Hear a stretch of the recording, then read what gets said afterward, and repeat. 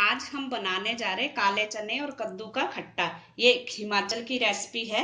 इसके लिए हमने लिया आधा किलो कद्दू। कद्दू हरा वाला ले, कच्चा कद्दू होना चाहिए। काले चने 1 कटोरी है, इसको भिगो लें। पहले ही हमने भिगो के रखा था 6-7 घंटे। थोड़ा सा पानी लेंगे। सरसों का तेल, 4 लाल मिर्च साबुत, नमक स्वाद अनुसार, हल्दी पाउडर आधा चम्मच, मिर्ची पाउडर आधा चम्मच, धनिया 1 चम्मच, जीरा 1 चम्मच, आमचूर पाउडर 1 चम्मच, सौंफ है साबुत वाली 1 चम्मच और गुड़ थोड़ा सा।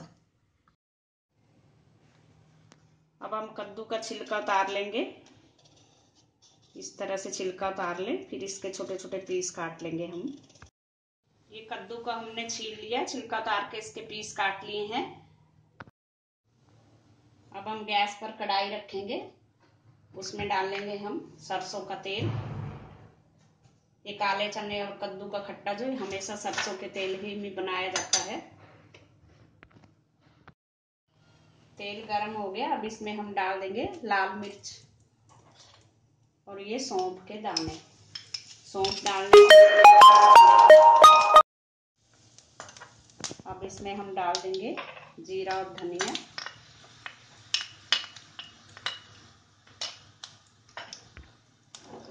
कद्दू में थोड़ा सा पानी डालेंगे और ये धो के इसमें कद्दू डाल देंगे।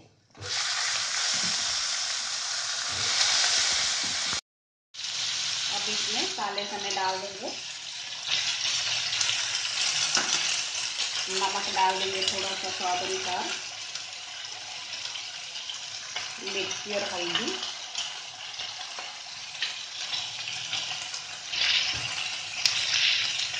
अब इसको अच्छी तरह से मिक्स करके थोड़ा सा पानी डालेंगे और सिम गैस पर 15 मिनट तक पकने देंगे। ढक्कन लगा देंगे, गैस को सिम कर देंगे। 15 मिनट हो चुके हैं गैस को सिम किए हुए। अब हम इसको देखेंगे, बीच में एक बार फिर से हिला के देखा था हमने।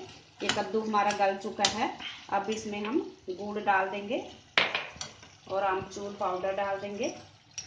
खट्टा मीठा आप अपने हिसाब से डालें और इसको मिला के अच्छे से कड़छी से हम मैश करेंगे। ये कद्दू हिमाचल में धाम में भी बनाया जाता है। धाम मतलब शादी ब्याह या किसी फंक्शन में बहुत से लोगों को बुलाया जाता है, तो पंगत में बैठकर नीचे पत्तल में खिलाया जाता है खाना, उसको धाम कहते हैं। इस तरह से सारे कद्दू को हमने मैश करना है।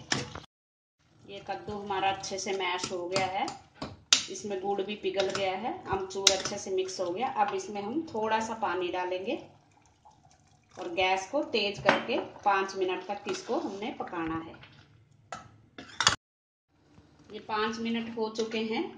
हमें अपने खट्टे की ऐसी ही कंसिस्टेंसी चाहिए। अब हम गैस को बंद कर देंगे और इसको हम सर्व करेंगे।